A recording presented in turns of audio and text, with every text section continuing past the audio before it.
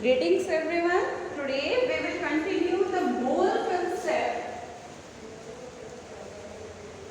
Mole concept in terms of concentration.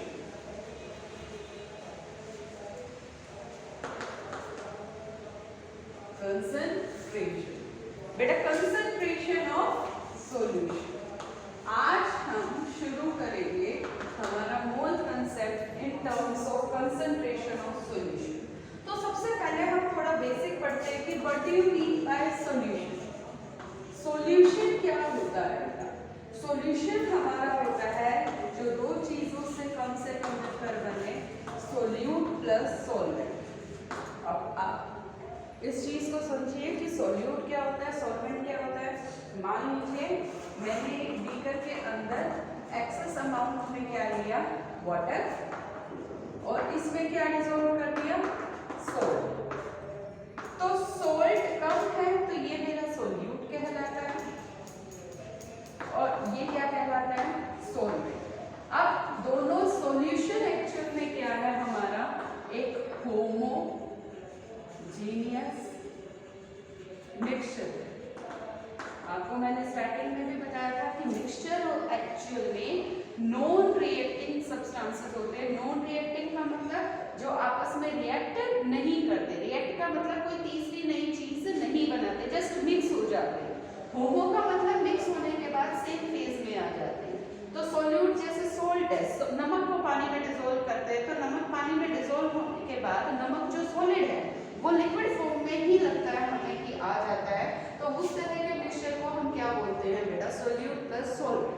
जब भी आप नमक का पानी या चीनी के पानी की बात करते हो तो आप हमेशा ये कहते हो कि पानी में चीनी कम है या आज चीनी ज्यादा हो गई। तो हम इसकी बात करते हैं, हम एक्चुअल में कंसंट्रेशन की बात कर रहे होते हैं। किस चीज की बात कर रहे होते हैं बेटे, कंसंट्रेशन। कंसंट्रेशन का मतलब है कि आपने कितना सोल्यूट डिसॉल्व किया है into the fixed amount of solvent. कि पर्टिकुलर सोल्यूट, मान लो नमक है, नमक आपने कितना डाला है पानी के अंदर। आप हमेशा ये थोड़ी कहते हो कि नमक का पानी बनाते हो या शिकंजी बनाते हो तो पानी ज्यादा हो गया, ऐसे कहते हो ना, नमक ज्यादा हो गया या चीनी ज्यादा हो गई या कम हो गई। तो इस तरीके से कंसंट्रेशन किसके ऊपर डिपेंड करती है बेटा, हमारी सोल्यूट के ऊपर डिपेंड करती है। किसके ऊपर डिपेंड करती है बेटा, हमेशा हमारी कंसंट्रेशन सोल्यूट के ऊपर, कि कितना हमने सोल्यूट को डिसॉल्व किया इन particular amount of solvent that's about the concentration. जैसे कंसंट्रेशन को हम दो पार्ट में बोलते हैं, जैसे डाइल्यूट सॉल्यूशन, डाइल्यूट सॉल्यूशन और concentrated solution. Concentrated solution. Dilute solution in which the amount of solvent is more. Dilute, dilute का मतलब जिसमें पानी ज्यादा होता है, मतलब amount of solute is less. Concentrated जिसमें amount of solute ज्यादा हो, गाढ़ा पतला, वो चीज है बेटा। Dilute जिसमें solute का amount कम हो और concentrated जिसमें solute का amount ज्यादा हो, तो उस तरह से हमारी concentration कहलाती है। फिर हमारा एक टर्म आ जाता है सैचुरेटेड सॉल्यूशन। जनरल है बेटा, मार्क्स पॉइंट ऑफ व्यू से नहीं है, जनरल नॉलेज के लिए है। Saturated solution, saturated solution when no more solute dissolves in solvent। जब सोल्यूट के अंदर, सॉल्वेंट के अंदर सोल्यूट डिसॉल्व होना बंद हो जाता है, उसको हम सैचुरेटेड सॉल्यूशन कहते हैं।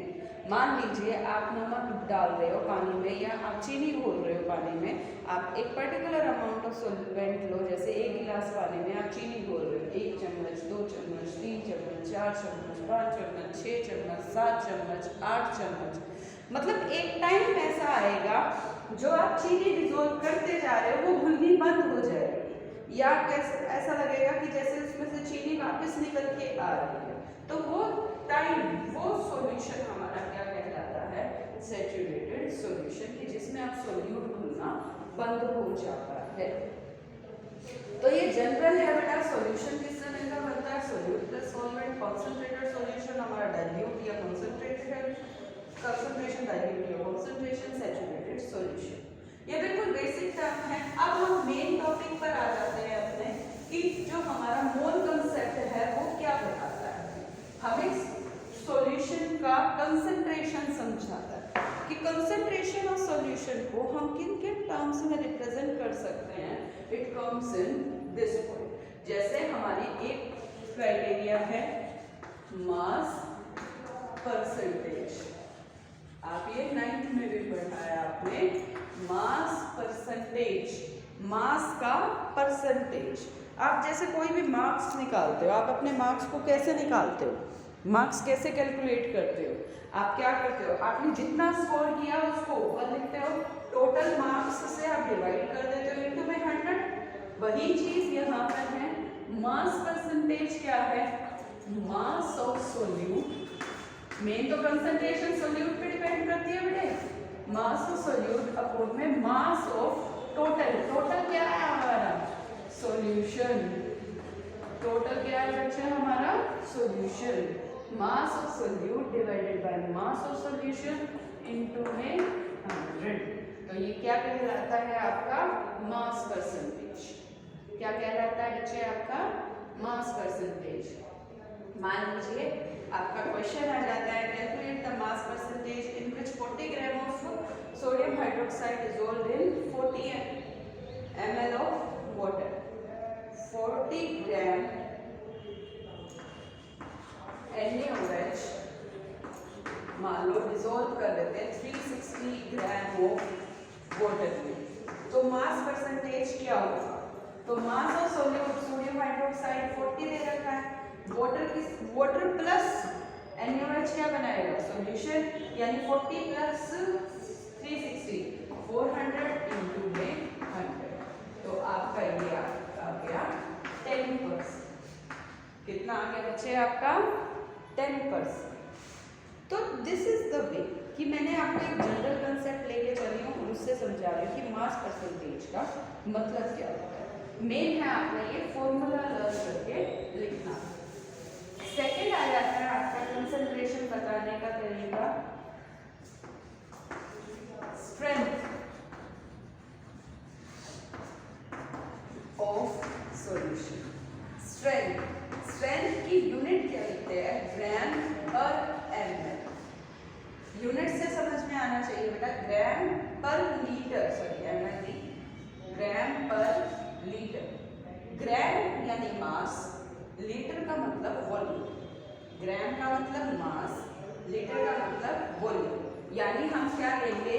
मास ऑफ सोल्यूट, क्योंकि सोल्यूट की स्ट्रेंथ बताते हैं हम with respect to volume of solution. किसमें लेनी है हमने? लीटर में। अगर मान लो 500 ml दे दिया, 500 ml को आप पहले क्या कन्वर्ट करोगे? ml को लीटर में। ml को लीटर में कन्वर्ट करते हैं तो क्या करते बेटा? उसको 1000 से डिवाइड करते हैं। ml को लीटर में कन्वर्ट करते हैं तो उसको 1000 से डिवाइड करते हैं। तो अब इसको मैं ऐसे लिख रही हूँ कि यहाँ पर आपका मान लो 500 है, इसको मैं 1000 से डिवाइड कर रही हूँ, तो इसको मैं ऊपर ले जा सकती हूँ ना बेटा, कि अगर आपकी वॉल्यूम मिलीलीटर में है तो उसको लीटर में कन्वर्ट कैसे करेंगे? ऊपर जाके वो 1000 से मल्टीप्लाई हो जाता है। तो आपका स्ट्रेंथ ऑफ द सॉल्यूशन क्या आ जाएगा बेटे? ग्राम पर लीटर की फॉर्म में, यानी मास ऑफ सोल्यूट अपॉन में वॉल्यूम ऑफ सॉल्यूशन इनटू में 1000। क्योंकि वॉल्यूम अगर हम मिलीलीटर में लेते हैं तो उसको लीटर में कन्वर्ट करने के लिए 1000 से मल्टीप्लाई करते हैं। व्हाट इट बेटा? नेक्स्ट आपका आ जाता है ppm। ppm stands for parts per million। ppm stands for parts per million। अब मिलियन का मतलब क्या होता है? 1 मिलियन का मतलब, 1 मिलियन का मतलब होता है बेटे 10 लाख। कितना होता है 1 मिलियन का मतलब 10 lakh. 1 million is equal to 10 lakh which is written as 10 की पावर 6। 10 लाख को हम क्या लिख सकते हैं बेटा 10 की पावर 6 भी लिख सकते हैं। तो कई बार क्या होता है हमारे सोल्यूट का अमाउंट सॉल्यूशन यानी सॉल्वेंट के अंदर बहुत ज़्यादा कम होता है। जैसे हम कहते हैं कि पानी नदियों का पानी या नहरों के पानी में जहर मिल जाता है, थोड़े बहुत जो खेतों से बहकर जो कीटनाशक आते हैं वो पानी में मिल जाते हैं, तो वहाँ पे वो पोल्यूटेड वाटर हो गया।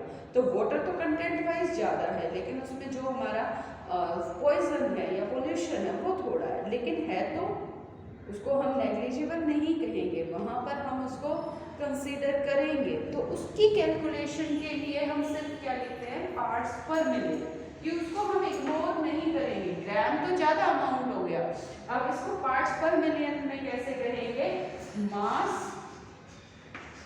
ऑफ सोल्यूट अपॉन में मास ऑफ सॉल्यूशन। जैसे परसेंटेज में हम क्या लेते थे इंटू में 100, तो मिलियन में कितना देंगे 10 की पावर 6। पार्ट्स पर मिलियन में सिर्फ ये डिफरेंस रखेंगे 10 की पावर 6, यानी 1 मिलियन में इतना अमाउंट आपका डिसॉल्व है किसका सोल्यूट का। या 100% की बात करते हैं तो 100 ग्राम में आपका कितना सोल्यूट मिला हुआ है लाइक दिस। तो this is the way of expressing the concentration. कौन कौन सी टर्म बताई बेटा अभी आपको मैंने, मास परसेंटेज, स्ट्रेंथ, ppm यानी पार्ट्स पर मिलियन। नेक्स्ट आपकी कंसंट्रेशन टर्म है फोर्थ वन,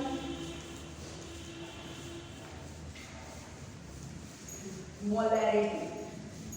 इंपॉर्टेंट है बेटा, क्वेश्चन जरूर आता है एग्जाम में भी इन टर्म्स से रिलेटेड, क्योंकि मैं आपको इंपॉर्टेंट ही करवा रही हूँ। मोलैरिटी, इधर देखिएगा, मोलैरिटी आर है बेटा which is represented by capital M. Capital M से रिप्रेजेंट करते हैं बेटा हम मोलैरिटी को, क्योंकि दो टर्म है हमारी मोलैरिटी और मोलैलिटी। तो सबसे पहले हम बात करेंगे मोलैरिटी की, which tells us about number of moles of solute dissolved per liter of solution। मतलब अब वो आपको जैसे आपको याद है ग्राम पर लीटर स्ट्रेंथ को बता रहे थे हम कि कितने ग्राम डिसॉल्व है 1 लीटर में, उसी तरह से ये कहते हैं कितने नंबर ऑफ मोल्स डिसॉल्व है पर लीटर में, that is called the molarity. कितने नंबर ऑफ मोल्स डिसॉल्व है पर लीटर में, यानी नंबर ऑफ मोल्स फॉर्मूला बना सकते हैं और सोल्यूट dissolved in liter यानी वॉल्यूम ऑफ सॉल्यूशन। अगर वॉल्यूम हमारी गिवन है ml में तो उसको लीटर में कैसे करेंगे, ऊपर 1000 से मल्टीप्लाई करेंगे। अब नंबर ऑफ मोल्स को फर्दर और ज़्यादा डिटेल आपको पता ही है। नंबर ऑफ मोल्स का formula given mass by molar mass या given number by Avogadro number या गिवन वॉल्यूम बाय 22.4 लीटर। अगर यहाँ पे हम बात करते हैं ग्राम में, अगर हम नंबर की हम बात कर रहे हैं कितने ग्राम डिसॉल्व किया, तो ग्राम में बात करते हैं जनरली हम, तो हम इसका फॉर्मूला लिख लेते हैं given mass by molar mass. Number of moles को हम कैसे लिखते थे, गिवन मास बाय मोलर मास, बाकी एज इट इज वॉल्यूम अगर ml में है और इक्वल आ गया 1000। तो आपकी यूनिट क्या आएगी, यूनिट आएगी इसकी मोल्स पर लीटर या कैपिटल एम। ये तरीका होता है इसकी यूनिट को लिखने का। तो अब बात कर रहे हैं स्ट्रेंथ कंसंट्रेशन निकालने की, सॉल्यूशन की कंसंट्रेशन क्या होगी। तो सॉल्यूशन की कंसंट्रेशन की जब हम बात कर रहे हैं तो अब मैंने बात की मोलैरिटी की। तो मोलैरिटी क्या होता है? Number of moles of solute dissolved पर लीटर ऑफ सॉल्यूशन, या given mass by molar mass into में v। अगर ml में है तो ऊपर उसको कितने से मल्टीप्लाई करेंगे बेटे? 1000 से। Got it? तो this is the term we called molarity.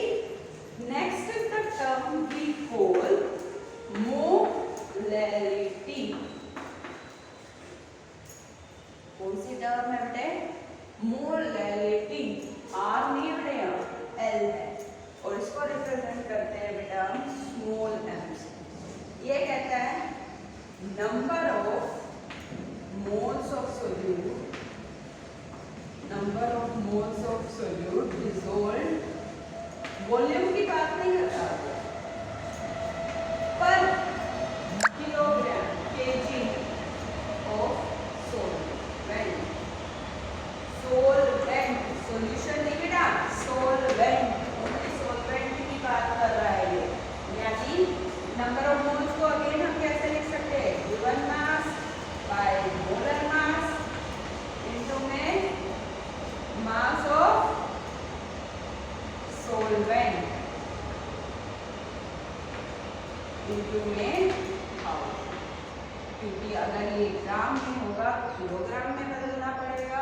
तो this is the way of representing the next concentration term, that is molarity.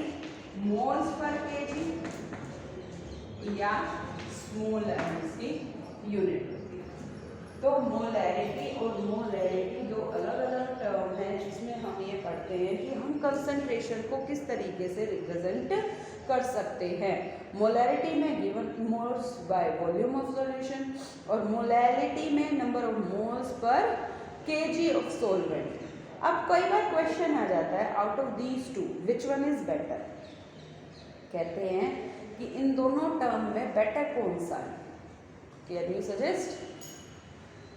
इन दोनों टर्म में बेटा बेटर है आपकी मोलैरिटी।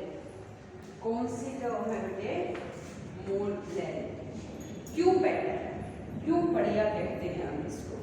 क्योंकि मोलैरिटी में हर चीज किस में यूज हो रही है बेटा? ग्राम, किलोग्राम। चाहे वो सोल्यूट की बात कर रहे हैं हम, चाहे हम उसको सॉल्वेंट की बात में ले रहे हैं, हम हमेशा किसकी बात कर रहे हैं? मास इन ग्राम या किलोग्राम। लेकिन मोलैरिटी में वॉल्यूम है। वॉल्यूम बेटा टेम्परेचर के साथ साथ चेंज हो जाती है। इवेपोरेशन वगैरह हो जाएगा ना बेटा। क्या कह रही हूँ मैं कि वॉल्यूम जो है वो टेम्परेचर के साथ साथ चेंज हो जाती है। इसीलिए बेटर कंसंट्रेशन टर्म हमारी कौन सी है? मोलैरिटी। तो ये आप खुद लिखोगे, why molarity is better than molarity. लिख रही है बेटा, ये क्वेश्चन आप खुद लिखोगे। व्हाई, क्वेश्चन में यहाँ लिख रही हूँ, why capital M is better than, sorry, small m is better than capital M in terms of concentration. Got it? Last हमारी जो है, लास्ट हमारी कंसंट्रेशन टर्म जो मैं आपको करवा रही हूँ वो है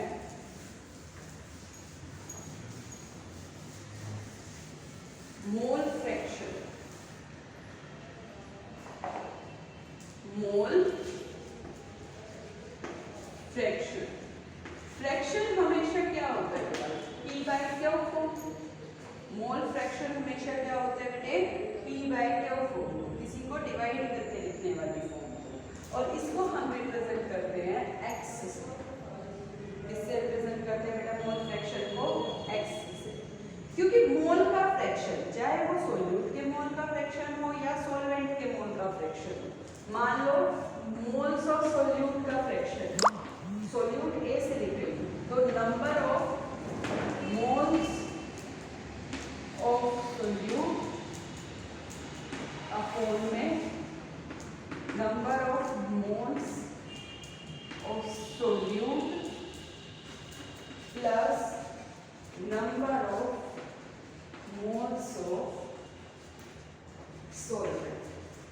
कि सोल्यूट प्लस सॉल्वेंट दोनों के ही मोल्स को हम प्लस करेंगे और एक को ऊपर रख लेंगे, टोटल को नीचे तो वो आपको पी बाई क्यू फॉर्म में देता है, यानी इसको मैं लिख सकती हूँ NA अपॉन में NA प्लस NB शॉर्ट। और अगर मुझे सोलवेंट का निकालना है तो NB अपॉन में NA प्लस NB।